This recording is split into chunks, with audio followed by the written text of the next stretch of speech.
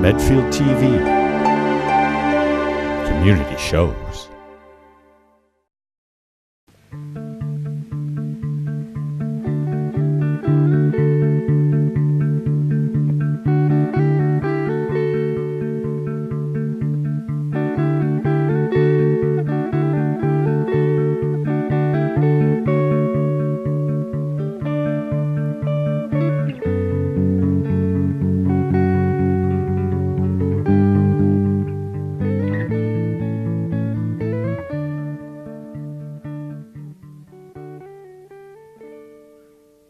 Hello, I'm Liz Sandman. I'm a Medfield resident and a volunteer at the New England Organ Bank.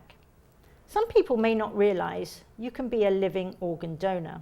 And today I'm talking with my sister Sue, who donated a kidney to one of her friends. Sue. Hi Liz. Hi. She's here to tell her story of why she donated one of her kidneys. Sue. Thanks Liz. The main reason I donated one of my kidneys was a friend of mine would have died without a transplant. She'd had several false alarms, rushes to the hospital for a kidney transplant, only to find that the kidney wasn't viable when she arrived. She'd been on peritoneal dialysis for 5 years, and that's the longest that they allow you to be on that particular type of dialysis. She didn't get on well with the hemodialysis that you have in a hospital. And it seemed to me perfect sense to be a donor for her. You know, we're born with a spare. We're all born with, or most of us are born with 2 kidneys. And I trained when I was younger as a radiographer. I think you call them X-ray techs here. Mm-hmm. So I knew a little bit about biology and human anatomy and things, and I knew that we were born with a spare. So I thought, she can have one of mine. I don't need to. Did you have to go through a lot of testing to find out if you were compatible? A few tests. You start with the basic blood tests. They screen your blood and they work out compatibility from there. And then once you're compatible, they then run into doing kidney function tests. Yeah. So I had a battery of those, but I mean, I say a battery. It took a morning, that was all. And after that, it was lung function tests to check that I'd be okay with an anaesthetic. Do they counsel you at all? You know. Oh, very much so. You have separate counselling from the recipient, and they do quite a lot of background checking, just to check, A, you're not being paid, you're not being forced into doing it, and it's something you want to freely do. And we, of course, having been friends for 20 years, we were able to establish a long friendship, so that wasn't a problem. And what they also counsel you about is you can back out at any time. You know, you're not committed to do this until you're actually under the anaesthetic. So yeah, a lot of counselling. And how long were you in the hospital for? That was the amazing thing. It was only 5 days, which was really shocking for me. You know, they like to get you out as soon as possible now. That's the thing with hospitals. But it was amazing. And I told everybody then, and I stand by it, it's a lot easier giving a kidney than giving birth. You know, childbirth was a lot more difficult than giving a kidney. And are you on any follow-up medications or? Absolutely none. You know, a lot of people think, oh, doesn't it affect you? Aren't you tired now? No, it makes absolutely no difference. You know, the human body is a wonderful thing if it's healthy. And one kidney takes over from the other and it expands a bit and it does the job of 2. My renal output is perfectly normal. My kidney function is perfectly normal. It's made no difference to my life whatsoever. Are you worried at all that you're going to get sick in the other kidney? No, not at all. And funny you should say that, because I did ask one of the doctors that beforehand. I said, what if I get renal failure or I get cancer, you know, and I've given away one of my kidneys? And he said it was a good question too. And he told me that if you're going to get anything wrong with your kidneys, you get something wrong with both of your kidneys. So you're going to need treatment anyway, a transplant or whatever. So no, it makes no difference just having one as opposed to 2. And how's it changed Sarah's life? Well, for a start, she is alive, you know, and that's the main thing. She would be dead by now, without a shadow of a doubt. She was in renal failure. Her quality of life when I finally convinced her to have the transplant was pretty poor. She was having to dialyse 3 times a day at home. That meant having semi-sterile conditions at home so that she could dialyse. It was taking up to an hour 3 times a day. And her quality of life was terrible. And it affected then her daughter and her husband. And you know, there's a family unit now that isn't mourning the loss. You know, Sarah's still got her mum. And it's really sweet. Every Mother's Day, she sends me something and thanks me again for giving her the gift of her mum, you know. So, I mean, I forget it from day to day, you know, but they don't. It's really in their hearts, you know, the whole time. Right. Are those is that the end of your donation days, do you think? I hope not. However, a lot of people don't realise that even if you're signed up on the organ donor register, which of course I am, you know, we know that all of us are because of our sister T. Well, we were organ donors before our sister got ill. But no, I do hope that when I die, I'll be one of the 1% of people who actually die in the right place, which is in hospital, because otherwise you can't be an organ donor. A lot of people think, oh, if I'm on the donor register, then when I die, my organs will be used. That's just not true. You have to die in hospital for your organs to be viable for transplant. And of course, most people die at home or on the roads. Mm-hmm. And if you are in hospital, the chances are there's something wrong with you. And if there's something wrong with you, you know, with one of your organs may not be transplantable. Some people think they can't sign up on the register to be a donor after they're deceased, or a potential donor after they're deceased, because they're too old. As we know, there is no upper age limit for registering. Another reason people don't sign up is their doctors may have said, you've had cancer in the past, mm-hmm. you can't register to be a donor. Absolutely, and of course that isn't so. What we say to everybody is please, please, please be on the register. It may not be possible to use your organs if you have had a significant illness. However, the way medical science is going in leaps and bounds now, by the time you come to die, it may well be that they've overcome whatever hurdles there were to you being a donor, but if you're not signed up, the chances are you wouldn't be able to be a donor if you were in that tiny percentage that could. It is an amazing fact that of everybody that dies in the United States, only 1% of people will die in circumstances that would allow them to be a potential donor. And of course, not all of that 1% are registered as organ donors. No. You know, and I say to people, if it was somebody you loved who needed a transplant, wouldn't you hope that there was an organ available for them?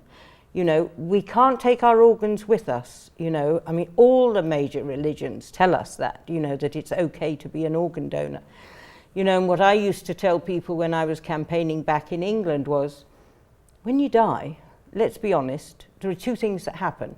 You either get burnt or you get eaten by worms and turned into fertilizer. I know, I mean, but that's the truth. And a lot of people find this a really difficult subject to talk about, but that's the bare bones. How much better, bare bones, and that's not a joke, how much better would it be if you lived on in somebody else's body and gave them life? You know, I mean, up to, you know the stats, how many people can benefit.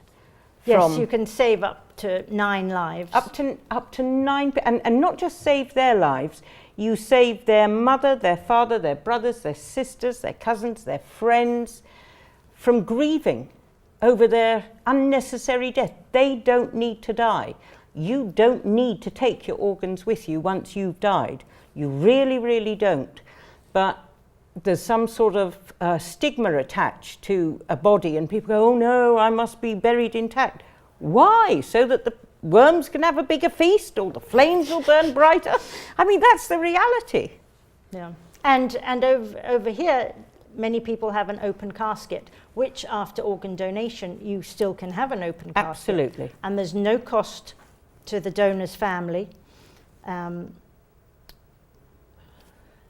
you know what? One of the shocking statistics that I heard about since I've been over visiting you, Liz, is that in the United States of America, 22 people die every single day because they're one organ short of life.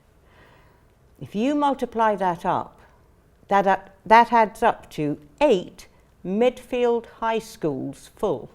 A year.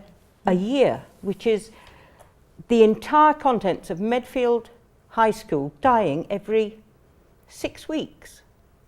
Can you imagine? Can you imagine the uproar that there would be if all those people died in one go? But people needing organs, they're suffering in silence. Nobody is hearing them cry. You know, and that many people, a whole school full, not one, 8 Medfield high schools going every year for the sake of an organ that they could be getting. Yeah. And we know personally, one of our other sisters, T, needed a lung transplant, and she was on the waiting list for 2 years, and she died waiting for an organ.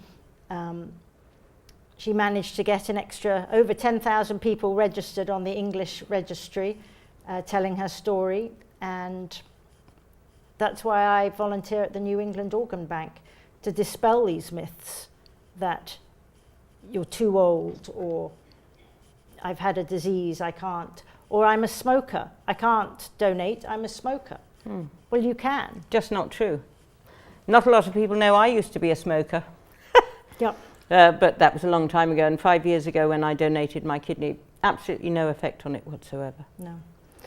So the other big point that people worry about is if I'm in an accident and they take me to the emergency room, they'll see the little red heart on my license and they'll put me aside in a little room. Do you know, Lizzie, I sometimes I blame the soaps and things on television for, you know, exacerbating that myth. The doctors in ER are there to save your life. That's why they took the Hippocratic Oath, and that is why they trained for the 7, 10, 12 years that they've trained for, to save your life. They are not the doctors who harvest organs from those who are brain dead in hospital. That's a completely separate team. They don't even come into the picture until the people in ER have worked tirelessly to try and save your life. And if they can't, and if there is a possibility that you can save the life of somebody else while your own life can't be saved, that's when the transplant may happen, and not before. Doctors are life savers, they are not murderers. Yeah. And to that point, brain death is very different than being in a coma. Oh, absolutely. They're two completely different things.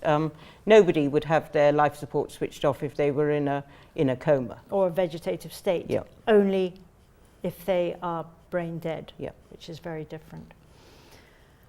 So over here, at the age of 16, when you go and get your learner's permit, you can sign up. I actually go to driving education classes and educate the students that they can sign up there and then.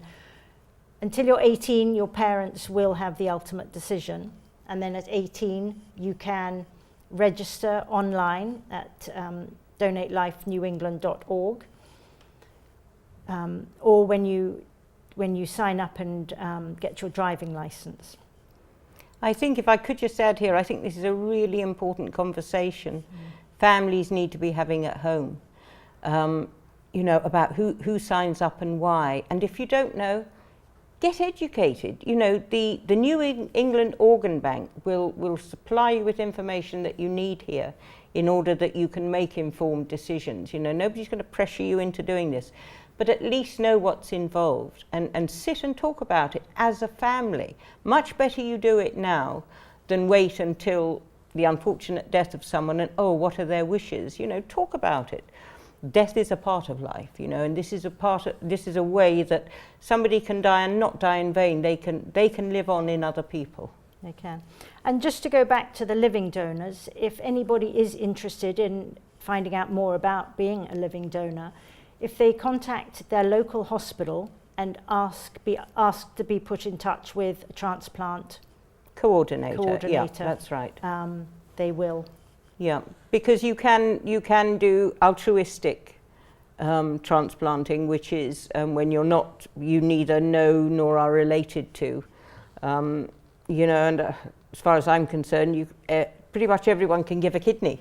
You know, we could banish kidney disease in this country if enough people came forward as donors. Yeah, we could. Well, thank you very much for coming and talking and educating us. Thank you. So, thank you.